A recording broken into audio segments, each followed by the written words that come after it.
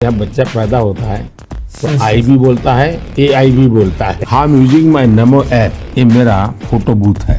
अब आप सेल्फी ले लीजिए इस पर। वाओ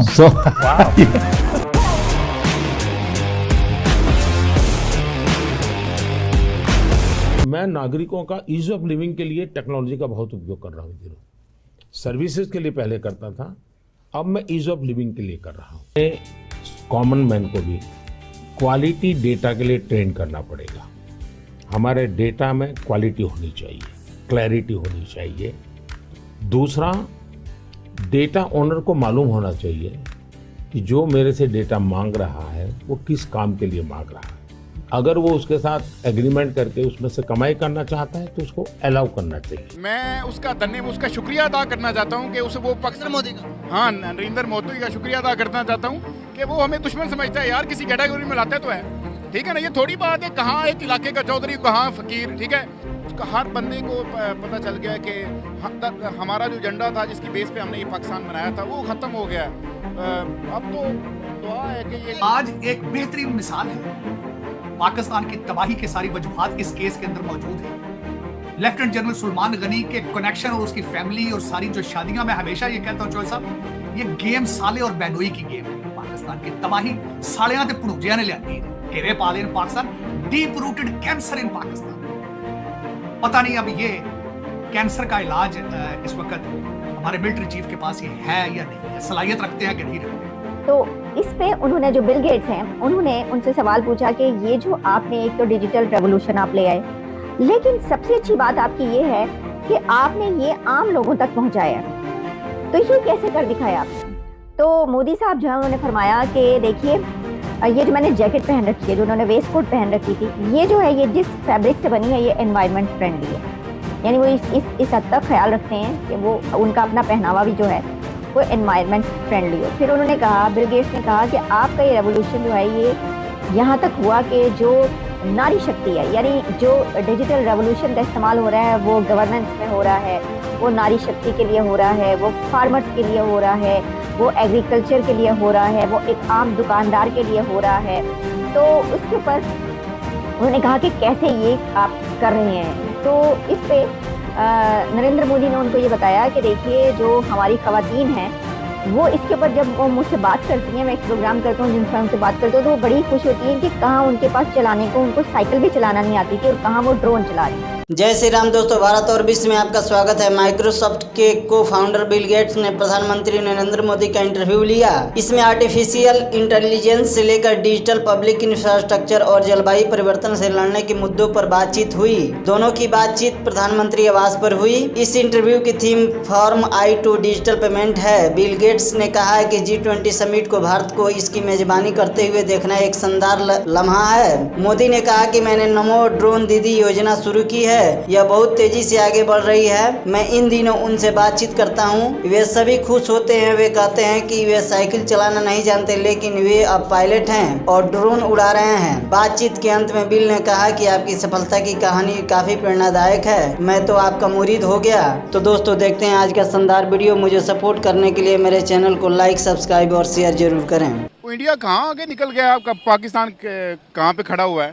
तो बाकी सेफेस्ट कंट्री की बात करें तो इंडिया काफ़ी हद तक सेफ है पाकिस्तान की निस्बत। सर, आप भी सेफेस्ट कंट्री इंडिया को मानते हैं या आप पाकिस्तान को मानते हैं? नहीं, बिल्कुल इंडिया को मानते हैं? बिल्कुल तो इंडिया। हम तो पाकिस्तान में खड़े हैं, फिर भी इंडिया कह रहे हैं। भाई इसीलिए तो हमें पता है ना, शायद कोई इंडियन कह दे कि पाकिस्तान, लेकिन हमें तो पता है यहाँ की जुडिशरी सिस्टम क्या है, ठीक है ना, यहाँ की पुलिस का सिस्टम क्या है, ठीक है, और यहाँ का अंदरूनी सिस्टम क्या है, सही है। हमें तो पता है कि यहाँ क्या होता है। जिसके पास पैसा है उस बेचारे को थोड़ा बहुत इंसाफ मिल जाता है, अदरवाइज जिसके पास नहीं है। अच्छा, आपको पता हो, मैं अक्सर जो लॉयर्स इनकी वीडियोज़ वगैरह देखता हूँ, यहाँ पे जो फुटपाथ पे सोए होते हैं बेचारे, उनको उठा के लेके 10-10 पर्चे उन पर कर देते हैं, ठीक है, पुलिस। हाँ, बस उन्होंने अपनी निज़ाम चलाना होता है, वो बेचारों को मुस्तकबिल ख़राब हो जाता है। मैं कहता हूँ ये जो करंट टाइम चल रहा है ना, ये पाकिस्तान की तारीख में बदतरीन टाइम है। सर, ये टाइम से हम कैसे निजात पाएँ, कैसे इस चीज़ को हल किया जा सकता है, कैसे हालात बेहतर किए जा सकते हैं? आज इंडिया दुनिया की 5वीं बड़ी मैशत बन गया यार। हम तो कहते हैं मुकाबला करेंगे, आज तो हम ट्रेड करना चाहते हैं। पहली बात है कि अगर अल्लाह करे कि आपकी जो वीडियो है वो वायरल हो जाए और मोदी तक बात पहुँच जाए, ठीक है, हाँ, मैं उसका शुक्रिया अदा करना चाहता हूँ कि उसे वो नरेंद्र मोदी का, हाँ, नरेंद्र मोदी का शुक्रिया अदा करना चाहता हूँ कि वो हमें दुश्मन समझता है यार, किसी कैटेगरी में लाता है तो है, ठीक है ना। ये थोड़ी बात है कहाँ एक इलाके का चौधरी कहाँ फकीर, ठीक है। ये भी हमारी इज्जत अफजाई है कि वो हमें दुश्मन समझता है। इंडिया की ये बहुत बड़ा बयान दे रहे हैं आप इंडिया को। मैं सही कह रहा हूँ, ये हकीकत है कि ये हमारी इज्जत अफजाई है कि वो हमें दुश्मन समझता है। कितना आगे बढ़ गया वो, कितना आगे चला गया वो आपको उसकी इकोनॉमी देखिए कहाँ पे चली गई है, पूरी दुनिया में उसकी ट्रेड है। हमारे चावलों पे इंडिया का लोगो होता है, वो बेचने, ये पाकिस्तानी, ये सारा काम हमारी गवर्नमेंट समेत लोगों ने खराब किया। हमारे लोग इंडिया का लोगो लगा के बेच रहे होते हैं। नहीं, हमारे लोग नहीं जाते, वो इंडिया ट्रेडिंग वो खरीदते हैं इनसे चावल, और वो मतलब अपनी लोगो लगा, क्योंकि दुनिया एक्सेप्ट नहीं करती ना पाकिस्तान को, ठीक है ना, एक्सेप्ट नहीं, ये मसला। कहते हैं पाकिस्तानी बिजनेसमैन चाहते हैं भारत से हम अब ट्रेड करें। अच्छा जी, तो आप क्या चाहते हैं? इधर ताकतवर हल्के क्या चाहते हैं? आपके चाहने से क्या फर्क पड़ता है? मैं ये पूछना चाहूंगा। वो इल्जाम आपसे बार बार आप पे लगाते हैं, निजाम के यू आर इन्वॉल्व्ड इन दहशतगर्दी और टेररिज्म, उसको आपने सॉल्व करने के लिए क्या लिया? आपने उनको एतमाद में लेने के लिए क्या किया है? कोई स्टेप उठाया आपने? और सबसे बड़ी बात है, आज की बात है, डॉक्टर जयशंकर साहब की स्टेटमेंट है, सिंगापुर गए हैं दौरे पर, वहां से उन्होंने स्टेटमेंट दी है टेररिज्म के हवाले से, मॉस्को के हवाले से, और स्टेटमेंट उनकी यही क्या, terrorist is a terrorist regardless what language he speaks, it's not an excuse. और रशिया विल रिटेलिएट, ये भी मैं बता रहा हूं। उसकी वजह ये है 88% वोट लेके जीता पुतिन, वो अभी तक अपने नशे में चूर है, उसका जवाब देगा वो। कौम उसके साथ है, नेशनलिस्ट है, कौम परस्त है वो, उसका जवाब देगा जवाब। और उसने दर हकीकत मैं बड़ा क्लोजली वॉच कर रहा हूं, क्योंकि it's one of the biggest setback to Moscow to Russia हैं जो वहां की खवातीन हैं, नारियां जो है इंडिया की, वो ड्रोन्स को बड़े अच्छे तरीके से यूज कर रही हैं और वो टेक्नोलॉजी का इस्तेमाल बड़े कमाल तरीके से कर रही हैं।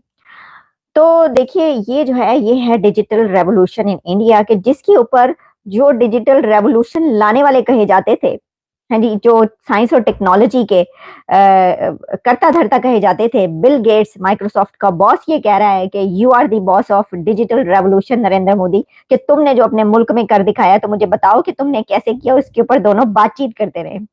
तो बड़ी ही जबरदस्त मजे की दिलचस्प बातचीत, थोड़ा सा मैंने देखा, पूरा नहीं देखा, उसमें से चंद जो मुझे उन्होंने जो क्वेश्चन किए बिल गेट्स ने उनसे, उनका जो उन्होंने जवाब दिया वो मैंने आप तक पहुंचाया। आप भी इंटरव्यू पूरा देखिए, उसमें और भी बहुत कुछ होगा।